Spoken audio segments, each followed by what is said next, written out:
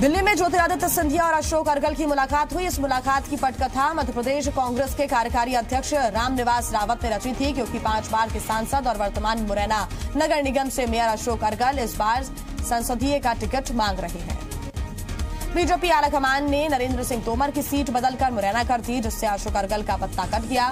फिलहाल अशोक अर्गल बीजेपी से नाराज चल रहे हैं और इस मुलाकात के बाद कयास लगाए जा रहे थे कि अशोक अर्गल कांग्रेस का हाथ भी थाम सकते हैं।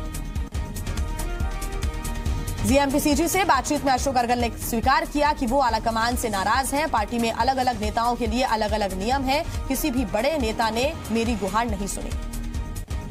व्यापम घोटाले में 2 आरोपियों ने कोर्ट में सरेंडर कर दिया। बुधवार को इंदौर के इंडेक्स मेडिकल कॉलेज के चेयरमैन सुरेश भदौरिया और एडमिशन कमेटी के प्रमुख डॉक्टर पवन भवानी ने कोर्ट में सरेंडर किया, जहां से दोनों को न्यायिक हिरासत में भेज दिया गया। बताया जा रहा है कि दोनों ही आरोपी पीएमटी 2012 मामले में करीब 1.25 साल से फरार चल रहे थे। आपको बता दें कि पीएमटी 2012 मामले में सीबीआई ने 23 नवंबर 2017 को चालान पेश किया था। करीब 1500 पेज की चार्जशीट में 592 लोगों को आरोपी बनाया गया था। छत्तीसगढ़ की 11 सीटों पर पहले, दूसरे और तीसरे चरण में वोटिंग होगी। 4 सीटों पर नामांकन के बाद अब सूबे में चुनावी प्रचार तेज हो गया है। बीजेपी की तरफ से रमन सिंह समेत पूरा प्रदेश संगठन चुनाव प्रचार में कूद गया है, तो वहीं कांग्रेस की तरफ से सीएम ने प्रचार की कमान संभाली है। सीएम भूपेश बघेल आज कुरुद, कोंडागांव और महासमुंद में प्रचार करेंगे, तो वहीं रमन सिंह बेमेतरा, धर्मलाल कौशिक, बिल्हा और बिलासपुर और विक्रम उसेंडी वैशाली नगर में कार्यकर्ता सम्मेलन में शामिल होंगे। लोकसभा चुनाव के तीसरे चरण की आज अधिसूचना जारी होगी। छत्तीसगढ़ की 7 सीट समेत 115 सीटों पर शुरू होगी नामांकन प्रक्रिया। 23 अप्रैल को मतदान होगा। ग्वालियर लोकसभा सीट पर सस्पेंस बरकरार है। कांग्रेस से प्रियदर्शनी राजे सिंधिया को टिकट अगर मिलता है तो बीजेपी यशोधरा राजे सिंधिया को प्रत्याशी बना सकती है। कांग्रेस से अशोक सिंह तो बीजेपी से मेयर विवेक शेजवलकर का नाम रेस में है। मध्य प्रदेश की इंदौर लोकसभा सीट पर बीजेपी प्रत्याशी के नाम के ऐलान पर लगातार संशय बना हुआ है। लोकसभा स्पीकर सुमित्रा महाजन को टिकट मिलेगा या फिर नहीं, इस पर लगातार बयानबाजी जारी है। सुमित्रा महाजन की उम्मीदवारी को लेकर बीजेपी प्रदेश अध्यक्ष राकेश सिंह का बयान सामने आया। राकेश सिंह ने कहा कि ताई हमारी वरिष्ठ नेता है, लोकसभा के स्पीकर हैं, उन्हें लेकर जो भी फैसला होगा उनकी सहमति से होगा। इंदौर में बीजेपी कोर कमेटी की बैठक में सांसद सुमित्रा महाजन के मजाकिया बयान के बाद सियासत लगातार गर्माती जा रही है। कांग्रेस के वरिष्ठ नेता और कैबिनेट मंत्री सज्जन सिंह वर्मा का कहना है कि जिस तरह से बीजेपी में बड़े नेताओं को बाहर का रास्ता दिखाया जा रहा है, उसी तरह सुमित्रा महाजन का टिकट भी कट रहा है, इसलिए ताई के मन की पीड़ा बाहर आई है। दरअसल बीजेपी कार्यालय में आयोजित कोर कमेटी की बैठक में ताई ने मजाकिया लहजे में ये बात कही थी कि इंदौर से पीएम मोदी चुनाव लड़ सकते हैं, जिसके बाद कांग्रेस ने भी बीजेपी को निशाने पर ले लिया है।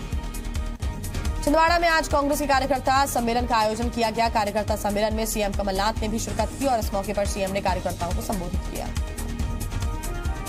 सीएम कमलनाथ ने अपने 3 दिवसीय दौरे के दौरान कई सभाएं दी। वहीं आज कार्यकर्ता सम्मेलन के बाद सीएम कमलनाथ छिंदवाड़ा से भोपाल के लिए रवाना हो गए। छिंदवाड़ा में सीएम कमलनाथ की सभा में धार्मिक तस्वीर लगाए जाने के मामले पर बीजेपी ने चुनाव आयोग से शिकायत की है। बीजेपी ने इसे आचार संहिता का उल्लंघन बताया है। इसके साथ ही बीजेपी का आरोप है कि चुनावी सभाओं और कार्यक्रमों में सरकारी कर्मचारियों की मौजूदगी भी देखी जा रही है। बीजेपी ने चुनाव आयोग से छिंदवाड़ा के जिला निर्वाचन अधिकारी को भी हटाने की मांग की। पूर्व मुख्यमंत्री शिवराज सिंह ने कहा कि मध्य प्रदेश में बीजेपी के बाकी बचे प्रत्याशियों के नामों पर सस्पेंस जल्द खत्म होगा। शिवराज सिंह ने कहा कि 1-2 दिन में नामों का ऐलान हो जाएगा। वहीं दिग्विजय सिंह के खिलाफ खुद के नाम की चर्चा पर शिवराज सिंह ने कहा कि मैं चर्चित चेहरा हूं, इसलिए नाम चल रहा है। उन्होंने कहा कि दिग्विजय सिंह भोपाल से चुनाव हारेंगे। दिग्विजय सिंह के रात में मजार पहुंचने पर सियासत गर्मा गई है। दिग्विजय सिंह बीती रात रायसेन स्थित दरगाह पहुंचे थे। इसके पहले उन्होंने दिन में मंदिर में दर्शन किए थे, जिस पर बीजेपी विधायक रामेश्वर शर्मा का कहना है कि दिग्विजय सिंह जैसे दिन में मंदिर गए थे, वैसे ही दिन में वो मजार भी जा सकते थे। लोकसभा चुनाव की तारीखों के ऐलान के बाद आरएसएस मतदाता जागरूकता अभियान चला रही है। आरएसएस के स्वयंसेवक अभियान के दौरान नोटा को वोट नहीं देने और नोटा के बजाय किसी दूसरे बेहतर उम्मीदवार को वोट देने के लिए मतदाताओं से अपील करेंगे। पूर्व मंत्री और बीजेपी विधायक नरोत्तम मिश्रा के चैलेंज के बाद कांग्रेस प्रतिनिधिमंडल नरोत्तम मिश्रा से मिलने पहुंचा। दल कर्जा मुक्ति किसानों की सूची लेकर नरोत्तम मिश्रा के बंगले पर पहुंचा और मिश्रा को कर्ज मुक्ति किसानों की लिस्ट सौंपकर उनसे लिस्ट के मुताबिक हर किसान को 2-2 लाख रुपए देने की बात कही।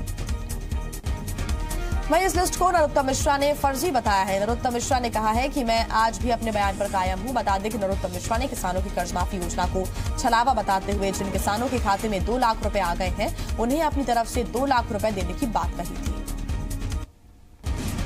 शहडोल लोकसभा सीट से बीजेपी सांसद ज्ञान सिंह का टिकट कटने के बाद ज्ञान सिंह बगावत पर उतर आए हैं। निर्दलीय चुनाव लड़ने की घोषणा करने के बाद ज्ञान सिंह ने पार्टी पर टिकट बेचने का संगीन आरोप लगाया है। ज्ञान सिंह ने पार्टी नेता संजय पाठक, संभागीय संगठन मंत्री जितेंद्र लटोरिया, प्रदेश महामंत्री राज्यसभा सदस्य जय प्रताप सिंह समेत कुछ स्थानीय नेताओं पर टिकट खरीदने के आरोप लगाए हैं। उन्होंने खुद को गरीब बताते हुए कहा कि पैसा खर्च नहीं कर पाने की वजह से उनका टिकट काटा गया है। वहीं ज्ञान सिंह ने शहडोल लोकसभा सीट पर निर्दलीय लड़ने की हुंकार भरते हुए कहा कि एसपी, बीएसपी और गोंडवाना गणतंत्र पार्टी के समर्थन का भी उन्होंने दावा किया। इस दौरान उन्होंने कांग्रेस में से बीजेपी में शामिल हुई हिमाद्री सिंह को भी निशाने पर लिया। बीजेपी के पूर्व विधायक और सीनियर नेता आरडी प्रजापति ने भी बगावती बोल बोलना शुरू कर दिए हैं। आरडी प्रजापति ने कहा कि टीकमगढ़ से बीजेपी की करारी हार होगी। उन्होंने टीकमगढ़ से केंद्रीय मंत्री वीरेंद्र खटीक को टिकट दिए जाने का विरोध किया। वहीं शहडोल में टिकट कटने से नाराज ज्ञान सिंह ने कहा कि वो निर्दलीय चुनाव लड़ते हैं तो उन्हें एसपी, बीएसपी और गोंडवाना पार्टी का समर्थन हासिल है। बीजेपी में टिकट के लिए दावेदारी का दौर भी जारी है। जिन 14 सीटों पर मध्य प्रदेश में बीजेपी ने अभी अपने प्रत्याशी घोषित नहीं किए हैं उन सीटों के लिए कई नेता अपनी दावेदारी ठोक रहे हैं। पूर्व मंत्री ललिता यादव ने खजुराहो सीट से टिकट मांगा है तो वहीं बीजेपी नेता संजय नगाइच ने भी खजुराहो से टिकट की मांग की है। तो वहीं बीजेपी अनुसूचित जाति मोर्चा के प्रदेश अध्यक्ष सूरज कोरी ने देवास सीट से अपनी दावेदारी ठोकी है। होशंगाबाद की 86 उम्र की कमला चौक से कुछ ही घंटों में सेलिब्रिटी बन गई। कमला चौक से के पति पोते ने अपनी दादी का वीडियो ट्विटर पर पोस्ट किया। वीडियो में उन्होंने खुद को चौकीदार बताया जिसे देश के प्रधानमंत्री नरेंद्र मोदी ने ट्वीट किया। मध्य प्रदेश के कर्मचारियों को अप्रैल में मिलने वाला वेतन रोक लिया गया है। संचालनालय, कोष एवं लेखा विभाग ने आदेश जारी किया। पीएम के रीट्वीट के बाद वीडियो बहुत तेजी से वायरल हो रहा है। वहीं पीएम के रीट्वीट के बाद अभी तक वीडियो को 46,000 से अधिक लोग देख चुके हैं। पूर्व स्वास्थ्य एवं पंचायत मंत्री अजय चंद्राकर ने कांग्रेस सरकार के 100 दिन पूरे होने के बाद सीएम भूपेश बघेल से सवाल किया। चंद्राकर ने सीएम से पूछा कि सीएम बताएं कि कांग्रेस शराबबंदी कब करेगी, क्या कांग्रेस चुनाव में शराब का इस्तेमाल नहीं करेगी। इसके अलावा मिशन शक्ति को लेकर राहुल गांधी और ममता बनर्जी पर निशाना भी साधा गया है। चंद्राकर ने कहा कि राहुल गांधी और कांग्रेस और ममता बनर्जी राष्ट्रीय गर्व का मजाक उड़ाते हैं। कोरबा में जेसीसीजे को एक बड़ा झटका लगा है। जेसीसीजे की प्रदेश महासचिव एवं महिला नेत्री अर्चना उपाध्याय ने जेसीसीजे से रिश्ता तोड़कर एक बार फिर कांग्रेस पार्टी का दामन थाम लिया है। अर्चना उपाध्याय ने कांग्रेस पर अपनी आस्था जाहिर करते हुए छत्तीसगढ़ जनता कांग्रेस से औपचारिक विदाई ले ली। हालांकि कुछ महीनों पहले से ही उन्होंने जेसीसीजे से दूरी बनानी शुरू कर दी थी, जिसके बाद इस बात के कयास लगाए जा रहे थे कि वो जोगी ब्रिगेड से अलग राह पकड़ सकती है। अर्चना उपाध्याय के मुताबिक वो जेसीसीजे के संस्थापक और प्रदेश अध्यक्ष अजीत और अमित जोगी का भरपूर सम्मान करती हैं, लेकिन कांग्रेस ने जिस तरह से कोरबा के लिए एक महिला नेता को प्रतिनिधित्व दिया उससे प्रभावित होकर उन्होंने कांग्रेस प्रवेश किया। छत्तीसगढ़ कांग्रेस ने ईवीएम पर सवाल उठाए हैं। कांग्रेस प्रदेश महामंत्री गिरीश देवांगन ने कहा कि ईवीएम इलेक्ट्रॉनिक डिवाइस है जिसमें छेड़छाड़ की संभावना बनी रहती है। विधानसभा चुनाव में भी ईवीएम की निगरानी हुई थी, लोकसभा चुनाव में भी ईवीएम की निगरानी करेंगे। छत्तीसगढ़ चुनाव आयोग ने प्रदेश के सभी राजनीतिक दलों को चुनावी प्रचार प्रसार में सेना के नाम और चित्र का इस्तेमाल न करने के निर्देश दिए हैं। किसी भी दल के कार्यकर्ता और प्रत्याशी सेना के नाम का इस्तेमाल नहीं कर सकते। इसके साथ ही सेना का जिक्र करने पर भी रोक लगाई गई है। चुनाव आयोग ने भारत निर्वाचन आयोग के पत्र का हवाला देते हुए जारी निर्देशों का कड़ाई से पालन करने के निर्देश दिए। डीकेएस अस्पताल के पूर्व अधीक्षक डॉक्टर पुनीत गुप्ता पर गिरफ्तारी की तलवार लटक रही है। डॉक्टर गुप्ता की गिरफ्तारी किसी भी वक्त हो सकती है। पूछताछ के लिए रायपुर पुलिस ने डॉक्टर पुनीत गुप्ता को तलब किया था, लेकिन वो हाजिर नहीं हुए। इसके बाद पुलिस ने उन्हें आगे की मोहलत नहीं दी। अब पुलिस वारंट जारी कर डॉक्टर पुनीत गुप्ता को किसी भी वक्त गिरफ्तार कर सकती है। रायपुर एसएसपी शेख आरिफ के मुताबिक डॉक्टर पुनीत गुप्ता की जगह उनके वकील पहुंचे थे और उन्होंने 20 दिन का वक्त मांगा था, लेकिन डॉक्टर पुनीत गुप्ता को कोई मोहलत नहीं दी गई। छत्तीसगढ़ में अब डॉक्टर्स आयुष्मान योजना से इलाज करेंगे। अस्पतालों की माली हालत खराब होने का हवाला देते हुए ये फैसला लिया गया है। प्रदेश के 500 से अधिक डॉक्टर्स और अस्पतालों में आयुष्मान योजना से इलाज के लिए अपनी सहमति दे दी है। रायपुर के 100 से ज्यादा अस्पतालों में आयुष्मान योजना को जोड़ा गया है। पिछली सरकार के दौरान आईएमए और हॉस्पिटल बोर्ड ने डॉक्टर्स के लिए फायदेमंद टैरिफ नहीं होने का हवाला देते हुए आयुष्मान योजना का विरोध किया था, जिसके बाद डॉक्टर्स ने योजना से इलाज बंद कर दिए थे। आयुष्मान योजना के तहत डॉक्टर्स के इलाज करने के फैसले के साथ ही राजनीति भी तेज हो गई है। बीजेपी ने कांग्रेस पर छत्तीसगढ़ में आयुष्मान योजना को बंद करने की साजिश करने का आरोप लगाया। कांग्रेस ने पलटवार करते हुए कहा कि इलाज करना या फिर न करना डॉक्टर का फैसला होता है, लेकिन सभी जानते हैं कि आयुष्मान योजना का कितना बुरा हाल है। लोकसभा चुनाव के बाद कांग्रेस सरकार यूनिवर्सल हेल्थ स्कीम लाएगी। छत्तीसगढ़ बीजेपी के प्रदेश अध्यक्ष बनने के बाद विक्रम उसेंडी पहली बार बेमेतरा जिले के दौरे पर पहुंचे। इस दौरान उनके साथ पूर्व मंत्री दयालदास बघेल, पूर्व विधायक अवधेश चंदेल, पूर्व विधायक लाभचंद बाफना, जिला अध्यक्ष सहित सभी कार्यकर्ता मौजूद रहे। प्रदेश अध्यक्ष विक्रम उसेंडी ने लोकसभा प्रत्याशी विजय बघेल को जिताने के लिए प्रचार प्रसार किया, कार्यकर्ताओं को संबोधित किया और इस दौरान बीजेपी प्रदेश अध्यक्ष ने कहा कि छत्तीसगढ़ में पिछली बार 10 सांसद जीते थे, इस बार 11 के 11 जीतेंगे। ग्वालियर के जीवाजी विश्वविद्यालय में लगातार फर्जी तरीके से पीएचडी के मामले सामने आने पर हाईकोर्ट ने सख्ती दिखाते हुए जांच आयोग का गठन किया है। हाईकोर्ट की ग्वालियर बेंच ने आयोग का अध्यक्ष रिटायर्ड जस्टिस डीके पालीवाल को बनाया है। यह आयोग जेयू से जारी पीएचडी डिग्री की जांच के बाद 4 हफ्तों में अपनी रिपोर्ट हाईकोर्ट को सौंपेगा। साथ ही हाईकोर्ट ने अपने आदेश में जीवाजी विश्वविद्यालय के रजिस्ट्रार द्वारा आयोग को जांच से संबंधित सभी दस्तावेज उपलब्ध कराने के आदेश दिए हैं। जबलपुर में मिला दमोह से किडनैप हुआ ठेकेदार विकल्प जैन। नोहटा का रहने वाला कॉन्ट्रैक्टर हथनी के लिए निकला था, लेकिन वापस नहीं लौटा। घर से जाने के बाद थोड़ी देर बाद ही सोशल मीडिया पर विकल्प की ही आईडी से एक उसका वीडियो अपलोड किया गया, जिसमें उसके हाथ पैर बंधे हुए नजर आए, जिससे परिवार परेशान हो गया और मामले की जानकारी पुलिस को दी गई। फिलहाल पुलिस ने ठेकेदार को बरामद कर लिया है, जिससे परिजन राहत भरी सांस ले रहे हैं। कांग्रेस नेता देवेंद्र चौरसिया की हत्या के मामले में पथरिया विधायक रामबाई के भतीजे सहित एक अन्य आरोपी को एसटीएफ ने गिरफ्तार किया है। हत्याकांड के मास्टरमाइंड गोलू सिंह को एसटीएफ की टीम ने झांसी से गिरफ्तार किया। इससे पहले मंगलवार को विधायक देवर ने कोर्ट में सरेंडर किया था। बता दें कि 5 मार्च को कांग्रेस नेता देवेंद्र चौरसिया हत्या की गई थी। हत्या के मामले में बीएसपी विधायक रामबाई के पति, देवर, भतीजे समेत 7 लोगों को मुख्य आरोपी बनाया गया था। हाईकोर्ट के निर्देश के बाद सतना जिले के बिरसिंहपुर में शमशान घाट की जमीन से अतिक्रमण हटाया गया। अतिक्रमण हटाने की कार्रवाई शुरू करने से पहले जिले भर के 300 से ज्यादा जवानों को तैनात किया गया। सतना नगर निगम की सभी 12 नगर पंचायतों को अतिक्रमण हटाने की कार्रवाई में लगाया गया है। बिरसिंहपुर इलाके में धारा 144 लगाई गई है। 8 जेसीबी मशीनों के साथ चैन माउंटेड मशीन की मदद से 6 एकड़ में फैले अतिक्रमण को हटाया जा रहा है। बता दें कि बिरसिंहपुर कस्बे के शमशान घाट की जमीन पर लंबे समय से लोगों ने कब्जा कर रखा था। शमशान घाट करीब 6 एकड़ की जमीन पर अवैध कब्जा था। इसके लिए हाईकोर्ट में जनहित याचिका लगाई गई थी। विदिशा जिले में 13 साल के मासूम की आर्थिक तंगी से परेशान होकर फांसी लगाकर खुदकुशी कर ली। मासूम की मां की मौत हो चुकी थी। पिता शराबी है और उसके छोटे 5 भाई बहन हैं।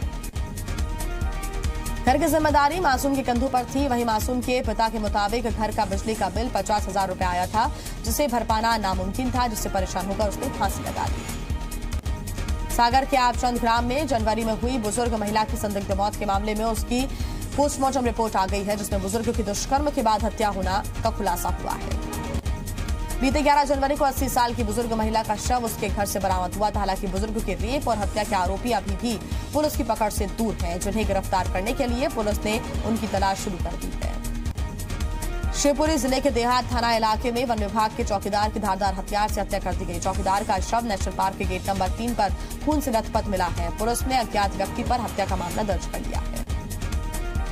बेमेतरा के मारू में बीते 19 मार्च को हुए युवक की हत्या के मामले में पुलिस ने आरोपी को गिरफ्तार किया। आरोपी ने रात में सो रहे हिम्मतधर दीवान पर घर में घुसकर उस पर जानलेवा हमला कर दिया था, जिसके बाद इलाज के दौरान उसकी मौत हो गई थी। मध्य प्रदेश, उत्तर प्रदेश और राजस्थान में आतंक फैलाने वाले रामबाबू दयाराम गडरिया गिरोह के एक सदस्य को पुलिस ने गिरफ्तार किया। 13 साल बाद चिंटू उर्फ हल्के बघेल को पकड़ने के लिए श्योपुर पुलिस को सफलता हासिल मिली है। 10,000 का इनामी चिंटू उर्फ हल्के बघेल फरार था और साधु के भेष में घूम रहा था। हल्के बघेल पर ग्वालियर चंबल संभाग के कई थानों में हत्या, लूट, डकैती, अपहरण जैसे मामले दर्ज हैं। 2006 में दयाराम रामबाबू गडरिया गिरोह के करीब 25 आरोपियों ने एक यात्री बस में दिन दहाड़े लूटपाट की थी। बस में आग भी लगा दी गई थी। साथ ही 6 लोगों का अपहरण कर लिया था और फिरौती लेकर सभी को छोड़ा था। नारायणपुर जिले के घोर नक्सल प्रभावित भूजमाड़ के ग्राम पंचायत घमंडी के ग्रामीणों को पिछले 1 महीने से पीडीएस से राशन नहीं मिला है। ग्रामीण 2 दिन का सफर तय करने के बाद सोनपुर पहुंचते हैं, लेकिन राशन न मिलने से भटकने को मजबूर है। 19 फरवरी को नक्सलियों ने ग्राम पंचायत घमंडी के राशन दुकान के सेल्समैन की हत्या कर दी थी। उसके बाद से ग्रामीणों को राशन नहीं मिला है। सोनपुर में जिस किराए के मकान में पीडीएस राशन दुकान संचालित होती है, वो दहशत के चलते बंद है। शिकायत के बाद कलेक्टर पीएस एल्मा ने खाद्य अधिकारी को जल्द राशन वितरण कराने की व्यवस्था करने के निर्देश दिए हैं। 12 गांव के करीब 213 राशन कार्ड धारियों को फरवरी और मार्च का राशन नहीं मिला है। राशन न मिलने से ग्रामीण वनोपज कोदो कुटकी के सहारे अपना जीवन यापन कर रहे हैं। वहीं पुलिस विवेचना के दौरान मृतक की पत्नी ने इलाके के ही फूलचंद नाम के युवक पर शक जाहिर किया था। पुलिस ने फूलचंद को हिरासत में लेकर पूछताछ की तो उसने अपना गुनाह कबूल कर लिया। कवर्धा के नक्सल प्रभावित कुदूर थाना पुलिस ने वाहन चेकिंग के दौरान विस्फोटक से बड़ा ट्रक जब्त किया है। ट्रक में 8 विस्फोटक लदा हुआ था। वहीं फिलहाल पुलिस ने ट्रक के ड्राइवर को गिरफ्तार कर पूछताछ शुरू कर दी है। सुकमा में जिले के बालिंगटोंग में 2 महिला समेत 10 नक्सलियों ने कोंटा पुलिस के सामने आत्मसमर्पण किया। आत्मसमर्पण करने वाले ये नक्सली आगजनी, फायरिंग और आईडी प्लांट जैसी घटनाओं में शामिल थे। गर्मी का मौसम शुरू होते ही प्रशासन एक्टिव हो गया है। जगह जगह छापामार कार्रवाई की जा रही है। इसके लिए प्रशासन होटल से फास्ट फूड और मिठाइयों के सैंपल जांच के लिए भेज रहा है। खाद्य सुरक्षा अधिकारी और उनकी टीम ने कई होटल से सैंपल लिए। वहीं जो होटल मानक स्तर पर खड़े नहीं उतर पाए, उन होटलों पर जुर्माने की कार्रवाई की गई। ग्वालियर जिले में पटवारी परीक्षा के बाद खाली बची सीटों को भरने के लिए अभ्यर्थियों ने मौन प्रदर्शन किया। सैकड़ों की संख्या में पहुंचे अभ्यर्थियों ने खाली पड़े पदों पर काउंसलिंग की मांग की। इंदौर में एक बार फिर शराब दुकान का विरोध शुरू हो गया है। इस बार महिलाओं ने बाणगंगा थाना क्षेत्र के मरी माता चौराहे पर शराब की दुकानों के विरोध में धरना प्रदर्शन किया। महिलाओं ने देसी शराब की दुकान बंद करने की मांग की। इंदौर के एमजी रोड इलाके में एक निगम कर्मी ने शराब के नशे में तालाब में छलांग लगा दी। सूचना पर पहुंचे निगम कर्मियों ने युवक को रस्सी के सहारे पानी से बाहर निकाला। फिलहाल निगम कर्मी का अस्पताल में इलाज जारी है। इंदौर के खजराना गणेश मंदिर में एक भक्त ने प्लॉट दान किया। बताया जा रहा है कि पिछले करीब 2.5 महीने से मंदिर की दान पेटियों से करीब 47 लाख रुपए की राशि निकली। पुजारी के मुताबिक दान पेटियों में भक्तों ने बड़ी संख्या में विदेशी मुद्राएं दान की। यहां तक कि एक भक्त ने तो गणेश जी को एक प्लॉट ही अर्पित कर दिया। उस प्लॉट की भगवान गणेश के नाम पर रजिस्ट्री भी निकली है। जानकारी के मुताबिक भक्त से संपर्क करने पर उसने प्लॉट की रजिस्ट्री गणेश जी के नाम पर अपने करने की इच्छा जाहिर की।